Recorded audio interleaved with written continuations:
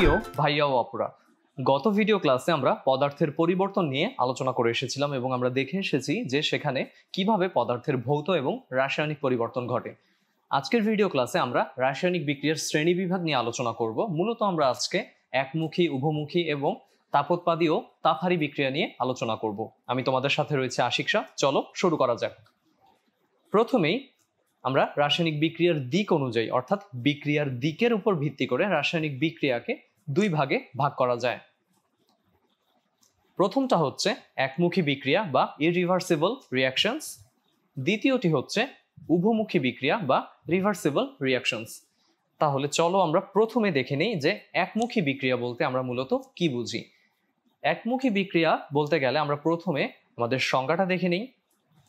এখানে বলা হচ্ছে যে রাসায়নিক বিক্রিয়ায় বিক্রিয়ক পদার্থগুলো উৎপাদে পরিণত হয় কিন্তু উৎপাদ পদার্থগুলো পুনরায় বিক্রিয়কে পরিণত হয় না, তাকে একমুখী বিক্রিয়া বলা হয়ে থাকে। এখন এখানে উদাহরণস্বরূপ আমরা তোমাদের বইয়ের উদাহরণটাকে বেছে নেব, যেটা হচ্ছে কি ক্যালসিয়াম কার্বনেটের যে উদাহরণটা সেটা। তুমি যদি ক্যালসিয়াম কার্বনেট কিংবা চুনা পাথরকে, আচ্ছা আরেকটা জিনিস যেটা হচ্ছে একমুখী বিক্রিয়াকে আমরা ডানমুখী তীর চিহ্ন ব্যবহার করে প্রকাশ করে থাকি, এটাতে একটু পরে আসছি। যেটা বলছিলাম যে ক্যালসিয়াম কার্বনেট অর্থাৎ একটা পাত্রে আমি ক্যালসিয়াম কার্বনেটের কিছু টুকরা নিলাম বা দানা নিলাম। এখন এই খোলা পাত্রে ক্যালসিয়াম কার্বনেটকে রেখে আমি যখন নিচ থেকে তাপ প্রদান করব, তাহলে কি ঘটবে? এখান থেকে দুটি পদার্থের সৃষ্টি হবে। একটি হচ্ছে ক্যালসিয়াম অক্সাইড এবং আরেকটি হচ্ছে কার্বন ডাই অক্সাইড। তাহলে তাপ দেওয়ার ফলে আমি প্রথমেই এখানে পাচ্ছি ক্যালসিয়াম অক্সাইড এবং কার্বন ডাই অক্সাইড। এখানে দেখো ক্যালসিয়াম অক্সাইডের পাউডার সৃষ্টি হয়ে গেল। ক্যালসিয়াম অক্সাইডকে আমরা চুনও বলতে পারি অর্থাৎ কঠিন চুন, এবং তার পাশাপাশি এখানে সৃষ্টি হচ্ছে কে? Carbon die oxide. তাহলে খেয়াল করে দেখো, যেহেতু আমি বিক্রিয়াটা খোলা একটা পাত্রে বা খোলা একটা বিকারে সংগঠিত করেছি, এখানে উৎপন্ন ক্যালসিয়াম অক্সাইড এবং কার্বন ডাই অক্সাইডের মধ্যে একজন কিন্তু গ্যাসীয় ছিল, যে হচ্ছে কি কার্বন ডাই অক্সাইড। এই গ্যাসীয় কার্বন ডাই অক্সাইডের যেহেতু পাত্রের মুখ খোলা, সে কিন্তু উড়ে চলে গেল, তাই তো? এবার যখন এই পাত্র থেকে আমাদের গ্যাসীয় কার্বন ডাই অক্সাইডটা অপসারিত হলো, আমি যদি পুনরায় অর্থাৎ এই কঠিন চুনটাকে ক্যালসিয়াম কার্বনেটে পরিণত করার চেষ্টা করি, সেটা কি ক্যালসিয়াম কার্বনেটে পরিণত হবে? হবে না। কেন হবে না? কারণ ক্যালসিয়াম কার্বনেটকে আমি যখন তাপ দিলাম, তোমরা এখানে ডেল্টা চিহ্ন ব্যবহার করতে পারো, কারণ ডেল্টা দিয়ে তাপ প্রদান করা বোঝানো হয়। এখানে ক্যালসিয়াম অক্সাইড এবং কার্বন ডাই অক্সাইড সৃষ্টি হলো, যেহেতু খোলা পাত্র এটা উড়ে চলে গেছে, তার মানে পাত্রে কি এর উপস্থিতি আর নেই। এবার তুমি কি কোনোভাবে ক্যালসিয়াম অক্সাইডকে ঠান্ডা করে বা অন্য যে কোনো উপায়ে ক্যালসিয়াম কার্বনেটে ফেরত আনতে পারবে? পারবে না, কারণ তোমার কাছে কি ক্যালসিয়াম কার্বনেট নেই। তাহলে এটা হচ্ছে একটা একমুখী বিক্রিয়া, যেখানে আমি বিক্রিয়কটা এখানে উৎপাদে পরিণত হলো, কিন্তু উৎপাদের মাধ্যমে আমি আবার ক্যালসিয়াম কার্বনেটকে পাচ্ছি না। এবং কেন পাচ্ছি না? কারণ আমি দুটি উৎপাদকে এখানে ব্যবহার করতে পারছি না। কেন ব্যবহার করতে পারছি না? আমার ইতিমধ্যে কার্বন ডাই অক্সাইড মানে গ্যাসীয় যে উৎপাদটা, সেটা কিন্তু পাত্র থেকে অপসারিত হয়ে গেছে বা উড়ে চলে গেছে। এবার যেটা বলছিলাম যে একমুখী বিক্রিয়ার সমীকরণের ক্ষেত্রে বিক্রিয়ক ও উৎপাদের মধ্যে একটি ডানমুখী তীর চিহ্ন ব্যবহার করা হয়। এই যে এই তীর চিহ্নটা ব্যবহার করা হয়, এটা ইন্ডিকেট করে যে আমার বিক্রিয়াটা কি শুধুমাত্র বিক্রিয়ক থেকে উৎপাদে পরিণত হয়েছে, তার মানে একমুখী বিক্রিয়া। এটা বিপরীতভাবে অর্থাৎ উৎপাদ থেকে পুনরায় বিক্রিয়কে ফেরত আসেনি। সেটা যদি হতো, সেক্ষেত্রে আমরা দুটা তীর চিহ্ন ব্যবহার করতাম, আরেকটা অন্যমুখী। একটু পরেই আমরা দেখতে পাবো সেটা উভমুখী বিক্রিয়ার ক্ষেত্রে। তাহলে আমরা পরের বিক্রিয়াটাতে চলে যাই। এখানে উভমুখী বিক্রিয়া নিয়ে এবার আমরা আলোচনা করব। সংজ্ঞাটা প্রথমে দেখে নিচ্ছি। যে রাসায়নিক বিক্রিয়ায় বিক্রিয়ক পদার্থ বিক্রিয়া করে উৎপাদে পরিণত হয়, আবার উৎপাদ পদার্থগুলো বিক্রিয়া করে পুনরায় বিক্রিয়ক পদার্থে পরিণত হয়, এই ধরনের রাসায়নিক বিক্রিয়াকে উভমুখী বিক্রিয়া বলে। এবার উভমুখী বিক্রিয়ায় বিক্রিয়ক হতে যখন উৎপাদটা সৃষ্টি হয়, তখন সেই বিক্রিয়াটাকে বলা হয় সম্মুখমুখী বিক্রিয়া। ঠিক আছে? আর উৎপাদ থেকে যখন বিক্রিয়কে পরিণত হয়, তখন সেই বিক্রিয়াটাকে বলা হয় পশ্চাৎমুখী বিক্রিয়া বা বিপরীতমুখী বিক্রিয়া। উভমুখী বিক্রিয়ায় বিক্রিয়ক ও উৎপাদের মধ্যে বিপরীতমুখী দুটি অর্ধ তীর চিহ্ন ব্যবহার করা হয়ে থাকে। খেয়াল করে দেখো তীর চিহ্নটাতে,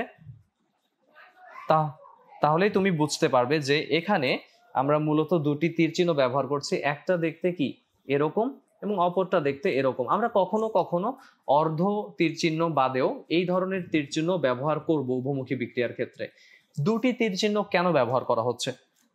এখানে তুমি একটু আগেই বলে আসছো যে বিক্রিয়ক পদার্থগুলো এখানে উৎপাদে পরিণত হবে, তাহলে সেটার জন্য একটা তীর চিহ্ন, এই উপরেরটা অথবা এটা। আবার যখন উৎপাদ পদার্থগুলো পুনরায় বিক্রিয়ক পদার্থে পরিণত হবে তখন কি ঘটনা ঘটবে? তখন অপর যে মুখী চিহ্নটা সেটা ব্যবহার করা হয়। তাহলে আমরা চলো এখানে উদাহরণ দেখে নিই। উদাহরণের ক্ষেত্রে আমরা প্রথমেই লক্ষ্য করছি এখানে কে কে আছে। এখানে রয়েছে একটা অ্যালকোহল যার নাম হচ্ছে ইথানল। এখানে আমরা একটু প্রিন্টিং মিস্টেক এসেছে, সেটা হচ্ছে C2H5।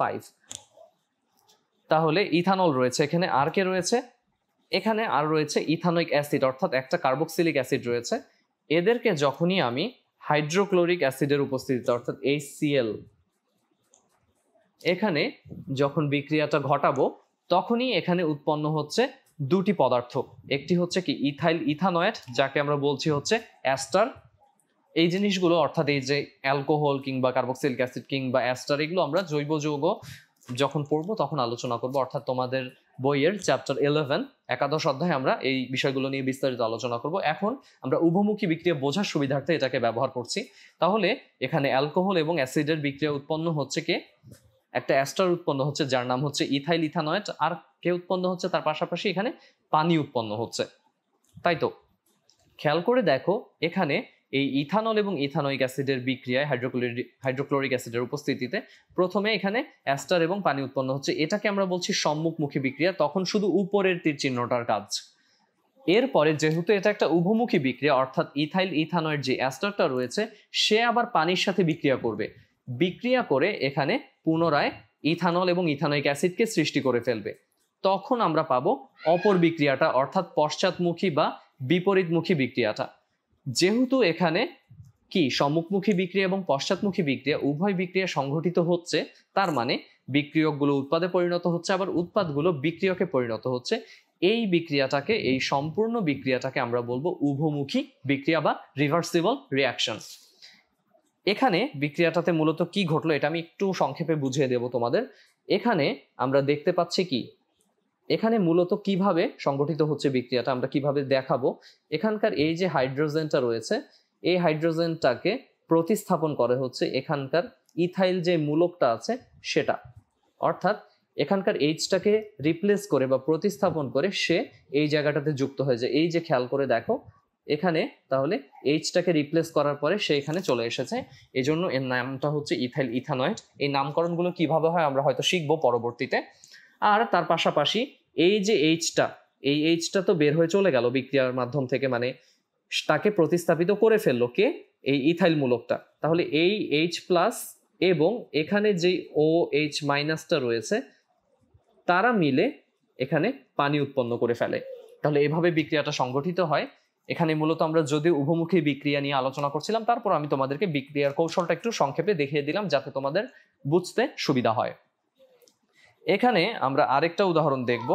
সেই উদাহরণটা হচ্ছে এখানে হাইড্রোজেন গ্যাস এবং আয়োডিন গ্যাস, তাদের বিক্রিয়া এখানে কে উৎপন্ন হচ্ছে? এখানে হাইড্রোজেন আয়োডাইড উৎপন্ন হচ্ছে। তার মানে এরা বিক্রিয়ক ছিল, উৎপাদ হচ্ছে এখানে হাইড্রোজেন আয়োডাইড। এখানে সম্মুখমুখী বিক্রিয়াটা ঘটেছে, অর্থাৎ উপরের তীর চিহ্নটা। আবার পরবর্তীতে কি ঘটে? তার সাথে সাথেই এই হাইড্রোজেন আয়োডাইডটা যখনই সে উৎপন্ন হয়ে যায় সে আবার কি করে? ভেঙে গিয়ে হাইড্রোজেন এবং আয়োডিনে পরিণত হয়ে যায়। তাহলে এই বিক্রিয়াটাও কি আমার একটা উভমুখী বিক্রিয়া। এখানে একটা কথা বলা হচ্ছে যে আসলে উপযুক্ত শর্তে সব বিক্রিয়া উভমুখী, তবে কিছু বিক্রিয়ার বেলায় সম্মুখমুখী বিক্রিয়ার তুলনায় বিপরীতমুখী বিক্রিয়ার পরিমাণটা এত কম থাকে যে বিক্রিয়াটাকে একমুখী বলে মনে হয়। তাহলে এই কথাটা আমরা ভালোভাবে মনে রাখবো। এবার আমি যদি একটু আগে তোমাদের যে ক্যালসিয়াম কার্বনেটের বিক্রিয়াটা দেখিয়েছিলাম সেখানে ফেরত যাই, তাহলে খেয়াল করে দেখবে যে এই জায়গাটাতে আমরা কি করেছিলাম? খোলা পাত্রে বিক্রিয়াটা সংগঠিত করেছিলাম। এবার খোলা পাত্রে না করে আমি যদি এখানে একটা ঢাকনা দিয়ে দিতাম, অর্থাৎ এরকম একটা ঢাকনা দিয়ে দিতাম, সেক্ষেত্রে কি ঘটনা ঘটতো? কার্বন ডাই অক্সাইডটা কি বের হতে পারতো? কার্বন ডাই অক্সাইড গ্যাসটা কিন্তু আর বের হতে পারতো না। তার মানে এখানে যদি আমরা একটা আবদ্ধ পাত্রে বিক্রিয়াটা ঘটাতে পারি তাহলেই কিন্তু কি এই বিক্রিয়াটার একমুখী না হয়ে এই বিক্রিয়াটাও কি উভমুখী হয়ে যেত। তাহলে খেয়াল করে দেখবে এই যে ক্যালসিয়াম কার্বনেটকে উত্তপ্ত করার এই বিক্রিয়াটা, এটা কি আমরা খোলা পাত্রে সংগঠিত করেছি, এবং তোমরা বইয়েও উল্লেখ পাবে যে এই বিক্রিয়াটা মূলত আমরা কি খোলা পাত্রে সংগঠিত করায় বিক্রিয়াটা কি একমুখী হয়েছে। যদি আমরা আবদ্ধ পাত্রে করতাম তাহলে আমরা কি দেখতে পেতাম যে এই বিক্রিয়াটাতেও উভমুখী অবস্থাটার সৃষ্টি হচ্ছে। আবার তোমাকে যদি আমি আরেকটা উদাহরণ দিয়ে বোঝাতে চাই এখানে, যে তুমি ধরো অ্যামোনিয়াম ক্লোরাইড একে যখন আমরা তাপ দেব কোনো একটা টেস্ট টিউবে রেখে, সেখানে উৎপন্ন হবে অ্যামোনিয়া গ্যাস NH3 এবং সেখানে উৎপন্ন হবে হাইড্রোজেন ক্লোরাইড গ্যাস, তাই তো। এবার আমি যদি এই বিক্রিয়াটা মানে টেস্ট টিউবটাতে যখন অ্যামোনিয়াম ক্লোরাইডকে নিব, তখন যদি আমি টেস্ট টিউবের মুখটা খোলা রাখি, তখন কি এরা দুজন উৎপন্ন হয়ে উড়ে চলে যাবে, তার মানে আমি কি বিপরীতমুখী বিক্রিয়াটা আর পাবো না, তখন সেটা হবে একমুখী বিক্রিয়া। কিন্তু আমি যদি এই বিক্রিয়াটাই আবার একটা আবদ্ধ পাত্রে, তার মানে টেস্ট টিউবের মুখে একটা ঢাকনা দিয়ে দিলাম, তার মানে এই গ্যাস দুটো সৃষ্টি হওয়ার পরপর তারা আর উড়ে যেতে পারলো না। তখনই কি করবে, এই অ্যামোনিয়া গ্যাস এবং হাইড্রোজেন ক্লোরাইড তারা নিজেদের মধ্যে আবার বিক্রিয়া করে এখানে অ্যামোনিয়াম ক্লোরাইড বানিয়ে ফেলবে। তাহলে বুঝতেই পারছো যে একটু আগে যেটা বলা হচ্ছিল যে আমরা জানি কি উপযুক্ত শর্তে সব বিক্রিয়ায় কি উভমুখিতা প্রদর্শন করতে পারে, যেটা কি এই কেসটার ক্ষেত্রে সঠিক বলে প্রমাণিত হচ্ছে। এছাড়াও পরবর্তী ক্লাসে মানে পরবর্তী শ্রেণীতে উচ্চ মাধ্যমিকে তোমরা কিভাবে কোনো একটা উভমুখী বিক্রিয়াকে তুমি একমুখী বিক্রিয়ায় পরিণত করতে পারো, এই ধরনের কিছু পদ্ধতি নিয়ে আলোচনা করা হবে। তবে খেয়াল রাখবে যে বেশিরভাগ ক্ষেত্রে আমরা একমুখী বিক্রিয়াগুলো ঘটাই খোলা পাত্রে। এতে করে হয় কি, একটা পদার্থ সেখানে সৃষ্টি হয়ে কি গ্যাস হয়ে যদি সে সৃষ্টি হয়, সেক্ষেত্রে সে উড়ে চলে যেতে পারে।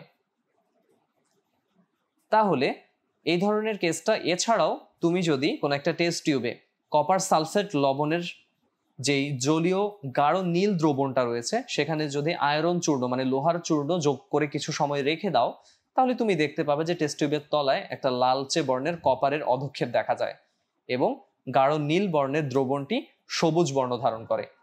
এই ক্ষেত্রে কপার আয়নটা কি হয় জানো, সম্পূর্ণরূপে অদ্রবণীয় কপার ধাতুতে পরিণত হয়ে যায়, মানে অধক্ষিপ্ত হয়ে যায় এবং বিক্রিয়াটা একমুখী হয়ে যায়।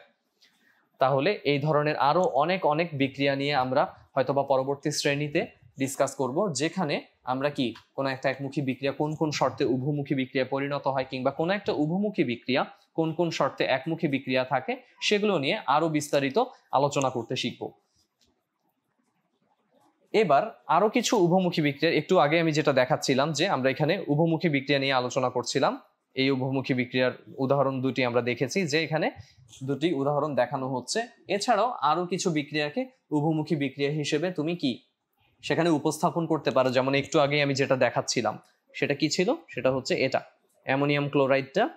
সেক্ষেত্রে আমি যখন উভমুখী বিক্রিয়া প্রদর্শন করব, এখানে তুমি অর্ধতীর ব্যবহার করতে পারো অথবা এই যে পূর্ণ দুটো তীরও ব্যবহার করতে পারো, দুটোই সঠিক। আসলে এখানে কে কে সৃষ্টি হচ্ছিল, এখানে অ্যামোনিয়া গ্যাস সৃষ্টি হচ্ছিল এবং তার পাশাপাশি এখানে হাইড্রোজেন ক্লোরাইড গ্যাস সৃষ্টি হচ্ছিল, তাই তো। এবং যেহেতু বিক্রিয়াটা একটা আবদ্ধ পাত্রে, আমি অবশ্যই এখানে লিখে দিব ডান পাশে যে বিক্রিয়াটা এখানে সংগঠিত হয়েছে আবদ্ধ পাত্রে, সেজন্য এই বিক্রিয়াটা কি উভমুখী ধর্ম প্রদর্শন করেছে। আশা করি তোমরা এই একমুখী বিক্রিয়া এবং উভমুখী বিক্রিয়া নিয়ে সম্পূর্ণরূপে একটা ক্লিয়ার ধারণা লাভ করলে, যাতে করে তুমি বুঝতে পারো এখন থেকে কোনো একটা বিক্রিয়া দেখলেই, অর্থাৎ বিক্রিয়ার সমীকরণটা দেখলে, যে বিক্রিয়াটি একমুখী নাকি বিক্রিয়াটি উভমুখী। এবং তোমরা এটাও জানলে যে উভমুখী বিক্রিয়ার ক্ষেত্রে মূলত কি দুই ধরনের বিক্রিয়া একই সাথে সংগঠিত হয়। একটা হচ্ছে কি আমাদের সম্মুখমুখী বিক্রিয়াটা, যেটা হচ্ছে বিক্রিয়ক থেকে উৎপাদ পরিণত হওয়ার বিক্রিয়া, এবং আরেকটা বিক্রিয়া এখানে ঘটে সেটা হচ্ছে বিপরীতমুখী বা পশ্চাৎমুখী বিক্রিয়াটা, যেখানে উৎপাদ পদার্থগুলো পুনরায় বিক্রিয়কে পরিণত হয়ে যায়। তো এই ছিল আজকের আমাদের ভিডিও ক্লাস, যেখানে আমরা একমুখী এবং উভমুখী বিক্রিয়ার বিভিন্ন দিক নিয়ে আলোচনা করলাম। পরবর্তী ভিডিও ক্লাসে আমরা আলোচনা করব যে কিভাবে তাপোৎপাদী বিক্রিয়া, অর্থাৎ তাপোৎপাদী বিক্রিয়া বা এক্সোথার্মিক রিয়াকশন কাকে বলছি, অথবা তার পাশাপাশি তাপহারী বিক্রিয়া বা তাপশোষী বিক্রিয়া মানে এন্ডোথার্মিক রিয়াকশন গুলো কিভাবে ঘটছে, সেটা নিয়ে বিস্তারিত আলোচনা করব। তাহলে পরবর্তী ভিডিও দেখার আমন্ত্রণ জানিয়ে আজকে এখানেই শেষ করছি। আল্লাহ হাফেজ।